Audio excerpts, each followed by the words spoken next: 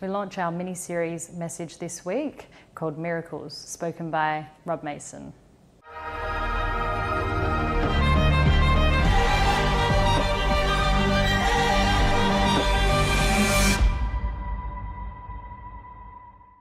Hi guys, good to be with you as we launch a mini-series called Miracles. So I just want you to use your imagination for a moment. Pauline Hanson is an ex-Prime Minister of Australia. Many people would say, oh, that would take a miracle. Australia wins the 2026 FIFA World Cup. That would take a miracle. President Putin withdraws immediately his troops from the Ukraine. That would take a miracle. The Rolling Stones have finally retired. It's a miracle. Quite often when we use the word miracle, we're not necessarily talking about divine intervention. It's just something extremely unlikely or against the odds. But in this series, when we use the word miracle, we're going to use the biblical understanding of what a miracle is. But I want us to go right back in time, back into Genesis chapter 1 and 2, the beginning of time as we know it.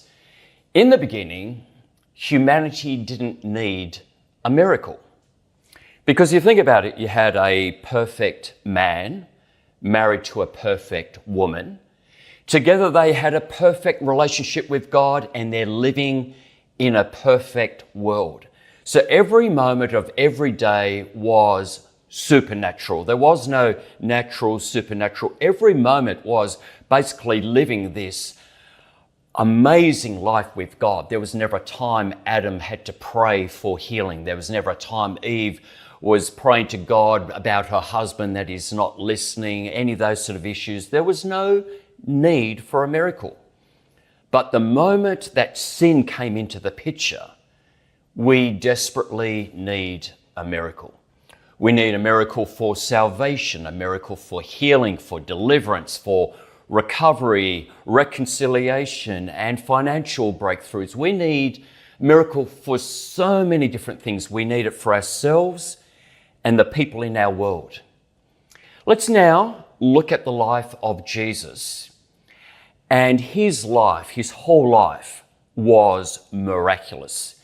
And if you look at the two bookends of the life of Jesus here on the earth, you have his conception, miraculous.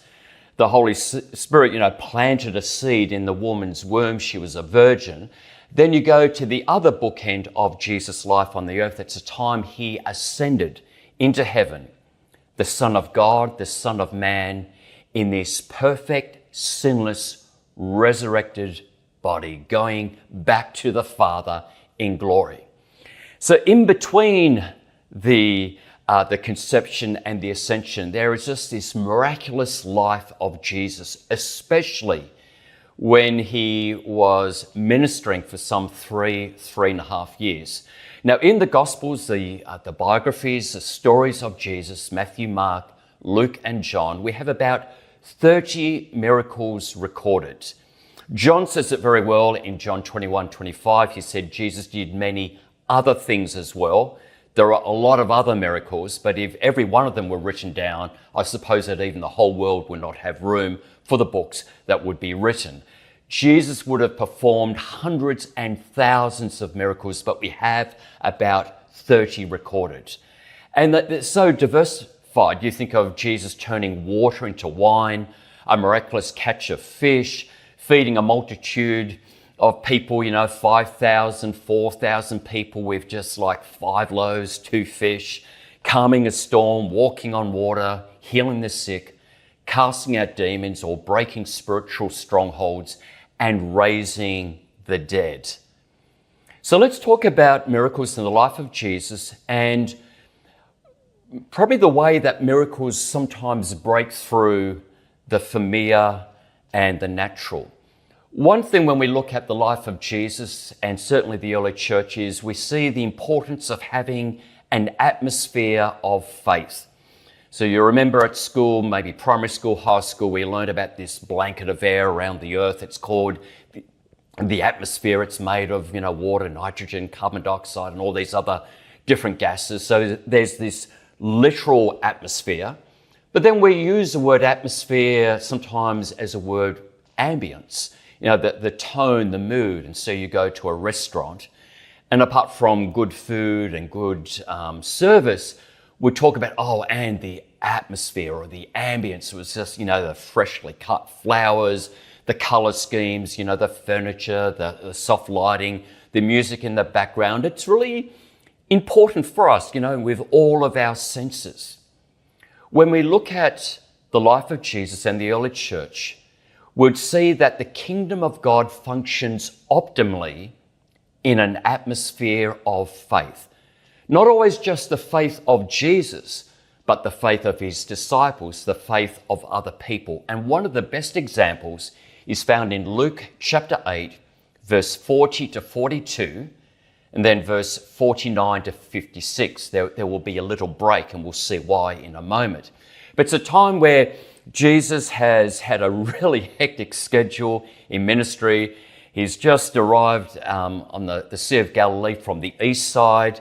He's arrived on the west side, and this prominent leader of the synagogue named Jairus needed Jesus desperately. He needed a miracle. He said, Jesus, please come immediately to my home. My daughter is gravely ill. And so Jesus makes his way to Jairus' house. There's a little interruption. We'll look at that in a moment. But when Jesus gets to the house, there is all this commotion. There is wailing. There's crying. And it's like, Jesus, you're a little bit late. And this incident of healing that we'll look at in a moment, it was really costly. Jesus, you're late. And Jesus says to Jairus, don't be afraid. Just believe and she will be healed. Verse 50. Jesus goes into the room and hear all the people wailing and weeping and carrying on. And Jesus, she's asleep. And Jesus has used that term before when referring to someone who is dead. But it's just, she's asleep. And people going, who is this guy? He doesn't even know a dead body. Like, the body is cold, it's lifeless. And what Jesus does, he takes charge of the household. He asks for these people who have ridiculed him, who have no space for faith, where there's unbelief, cynicism. He says, I want them to leave. He brings in 3 of his disciples, Peter, James, and John, and with Jairus and possibly his wife, we have this room filled with faith. And then Jesus, with compassion and with authority, says in verse 54, reading from the New King James Version, because I just love the wording, little girl, arise. And you could just imagine this. All of a sudden, this life, this air just entered into this body. The heart is pumping. She's no longer cold. The mum and dad are going, this is crazy. Peter, James, and John, high five. It's just like, this is remarkable. And a lot of it was, yes, the faith of Jesus and the faith of Jairus and the disciples, but there was something about the atmosphere of faith. Now, some of you could say, but really, Jesus doesn't need other people's faith, or does he? Matthew chapter 13, verse 58, we read in the New Living Translation, and so he did only a few miracles there because of their unbelief.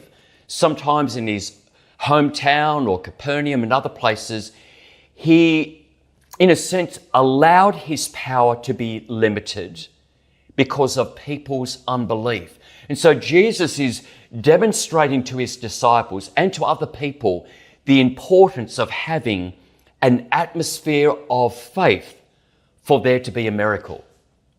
Think about our church at Elevate. How do we build this atmosphere of faith? Well, every Sunday is very intentional. The songs we sing aren't just, they're nice songs. I like the key. I like the melody. It's like they are songs that build faith. There may be lines, phrases about us seeking God. We're desperate for God. But most of the songs are all about the awesomeness of God.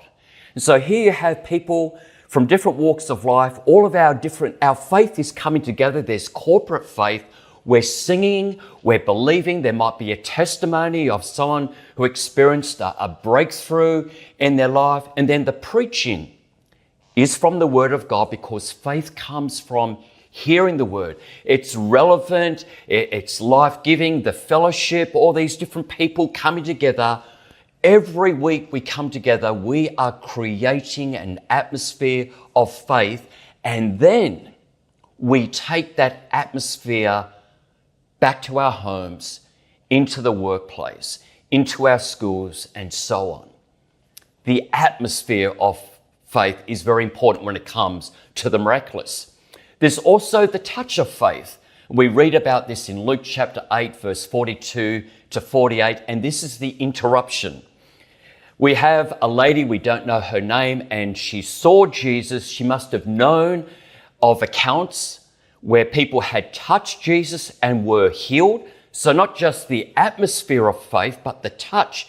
And because she has this issue of bleeding for 12 years, she hasn't been able to go to the temple to worship because she is seen as spiritually unclean. She's been to doctors, she's tried all sorts of different procedures and medicines, but she knows, if I just touch the hem of his garment, I will be healed. And so she touches. In this crowd, she touches the hem of Jesus. Jesus is on his way to heal Jairus' daughter, and Jesus goes, "Whoa, who touched me?" Now, I'm sure for the woman, she went, "Oh, I thought that was private." She doesn't want to be publicly humiliated. And the disciples say, "Jesus, who touched you?" Like, come on. It's almost bordering on a ridiculous question. Jesus is surrounded by a crowd. It's like if you're leaving the Optus Stadium here in Perth after a derby with 60,000 people, and you say to your mates, who just touched me? They'll be going, "Well, Rob, hello." Look around, there's a crowd of people. But Jesus knew this wasn't an accidental touch. This was a touch of faith. And we read that this woman, this issue of bleeding, she was healed immediately. She felt the healing, and Jesus felt the power leave his body. The atmosphere of faith, the touch of faith. But where I'd like us to spend some time is looking at the testing of faith. What do we do when there is, and we've experienced this tangible, remarkable atmosphere of faith, either on a Sunday gathering, maybe at a Christian conference, in a small group, home group, connect group, and it's like, whoa, I'm bringing a need, I need a miracle, my loved one needs a miracle, people are praying, and it's like, oh, you can sense the glory of God. You can sense faith rising and building, and we're touching. We can't touch the garment of Jesus anymore, but we're touching heaven with faith. We're praying, we're fasting, believing, but there's no miracle. There's no suddenly. There's no immediately. There is no breakthrough. The person is still sick. There is still a disconnection. The person still isn't saved. There still isn't that financial breakthrough. What do we do in that situation?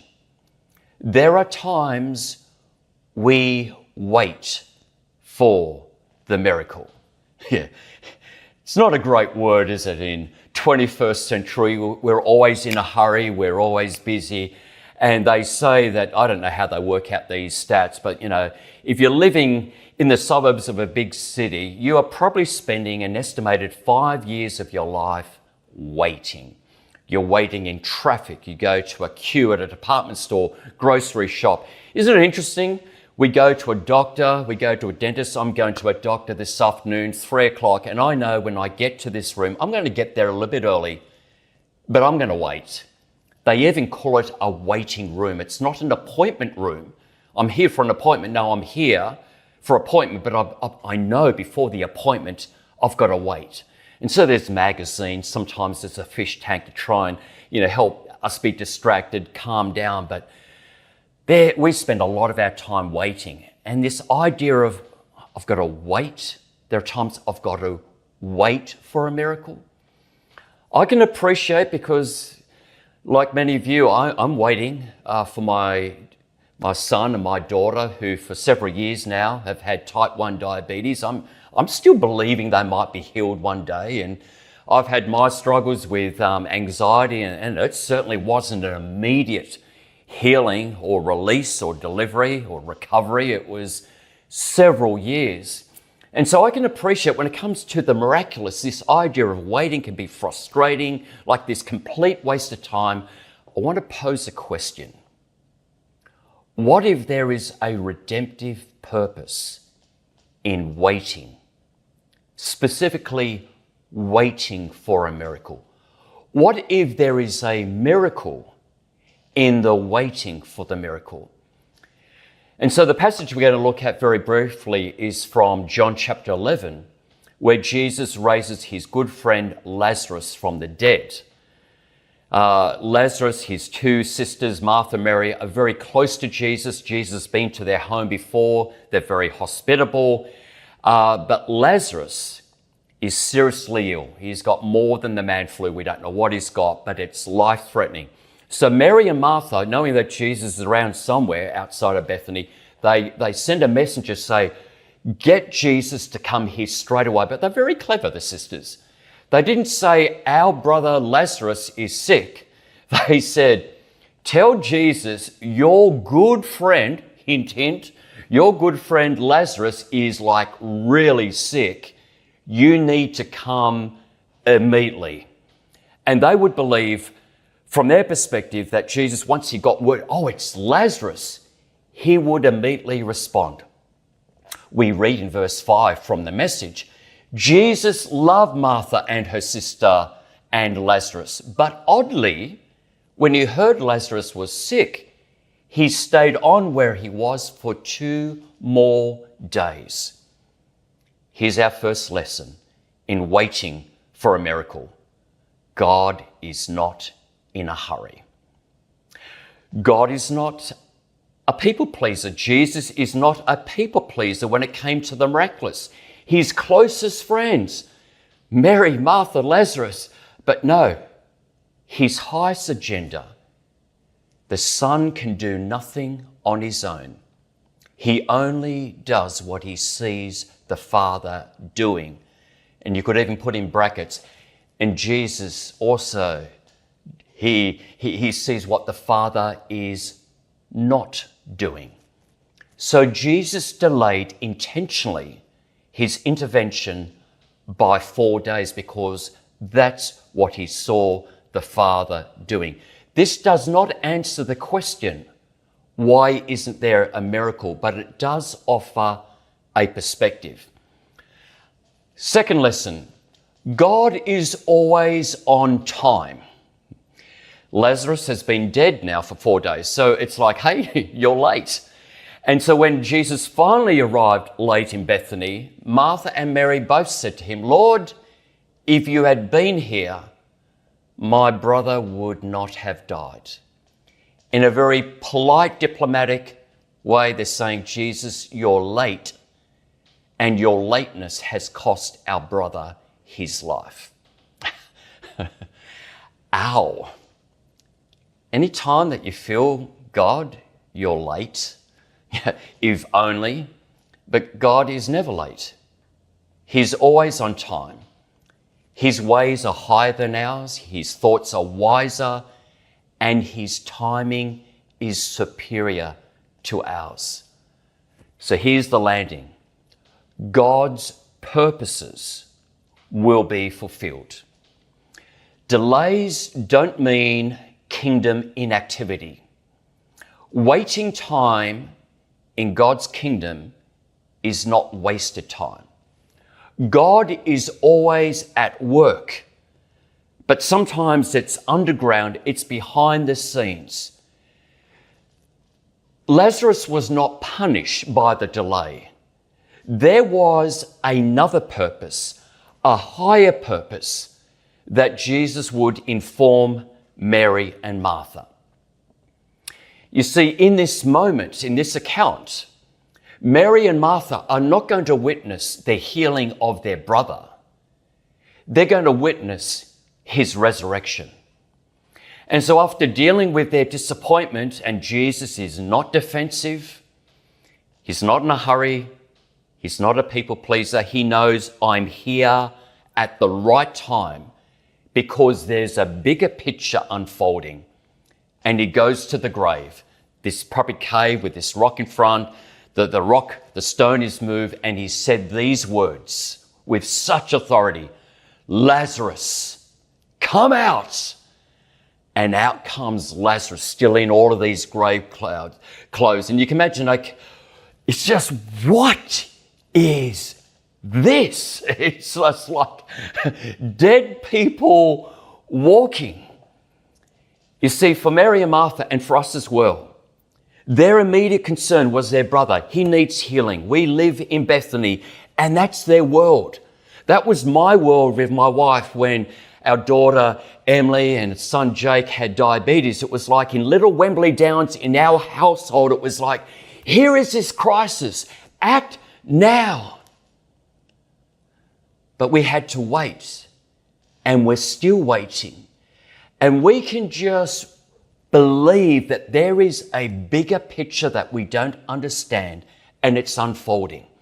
And for Mary and Martha, they thought, oh, the big picture was our brother was raised to life. Well, that was big, but it gets bigger. Because it won't be that long and Jesus will be back in Bethany having a meal with them. Mary will anoint the feet of Jesus and dry them with her hair. Jesus will go into Jerusalem. There will be a trial. He'll be found guilty. He'll be crucified on a cross, and on the third day, he will be raised to life. Everything changes. Everything changes in that moment. And that's why Jesus said to Martha in verse 25, I am. Before it happened, he said, I am the resurrection and the life. He who believes in me will he who believes in me will live, even though he dies. And whoever lives and believes in me will never die. Do you believe this? For those of us who are waiting for a miracle, whatever that miracle is, can we just for a moment step back and look at this bigger picture? Jesus is the resurrection and the life. Waiting invites us to trust God. Delays are an opportunity for us to grow. Delays at times expose and purify our motives. But there is a miracle of the immediate, and there is a miracle in the delay. So let's change our narrative from disappointment and cynicism and bitterness and resentment to, I'm waiting for this miracle, and I believe God is at work. There is a bigger picture that I don't understand, but I trust that the purposes of God will be fulfilled and he will be glorified. Wait for our miracle to the glory of God.